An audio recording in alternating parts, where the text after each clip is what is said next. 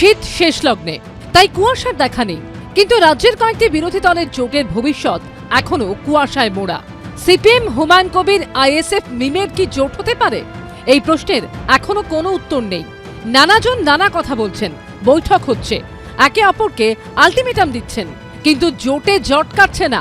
CPM কি শেষ পর্যন্ত হুমায়ুন কবিরের সঙ্গে যাবে? হুমায়ুন, আসাউদ্দিন, ওয়েসির, মিমের সঙ্গে গেলে সিপিএম কি তাদের সঙ্গে যেতে পারে, নাকি আগেরবারের মতো শুধু সিপিএম আইএসএফ জোট হবে? প্রশ্ন অনেক, কিন্তু উত্তর নেই। নানাজন অবশ্য নানা দাবি করছেন।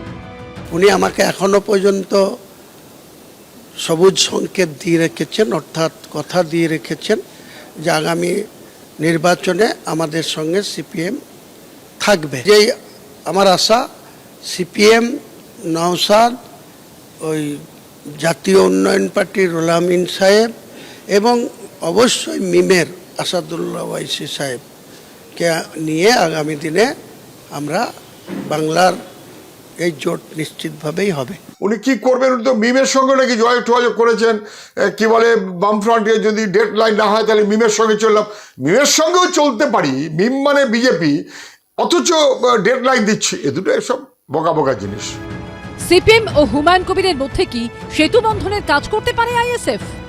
আমাদের সাথে বামেদের আলোচনা অনেকটা এগিয়ে গিয়েছে। হুমায়ুন কবির সাহেব যে বিগত দিনে যে কথা বলেছিলেন, সেই বিষয়গুলো থেকে তিনি প্রত্যাহার করেছেন। এই যে তার এই ভুল তিনি বুঝেছেন, এটাকে আমরা পজিটিভ দেখছি। কিন্তু জোট কোথায় হতে হবে, কিভাবে হবে, এখনো পর্যন্ত সেই স্তরে আমরা পৌঁছাইনি। এখন প্রশ্ন হচ্ছে, জোট হলে কি তৃণমূলের সংখ্যালঘু ভোট ব্যাংক ধাক্কা খাবে? বাংলার যে মুসলিম ভোট ব্যাংক, সেটা কারো পৈতৃক সম্পত্তি না, এটা মুসলমানদেরই ভোট। মুসলমানদেরই নেতাদেরকে সামনে রেখে এই ভোট আগামী দিনে তারা দেবে। ভ্যালেন্টাইন্স ডের মরশুমে যেভাবে মোহাম্মদ সেলিম অন্যদের মন বুঝতে চেষ্টা করে যাচ্ছেন, তো সেটা তো খুব একটা বেশ রঙিন জোটের একটা ব্যাপার।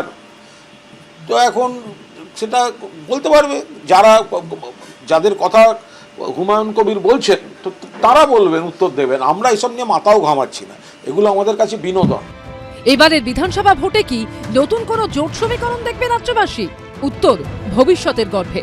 পার্থপ্রতিম ঘোষ, রঞ্জিত হালদার ও আশাবুল হোসেনের রিপোর্ট, এবিপি আনন্দ। এবিপি আনন্দ, এগিয়ে থাকে, এগিয়ে রাখে।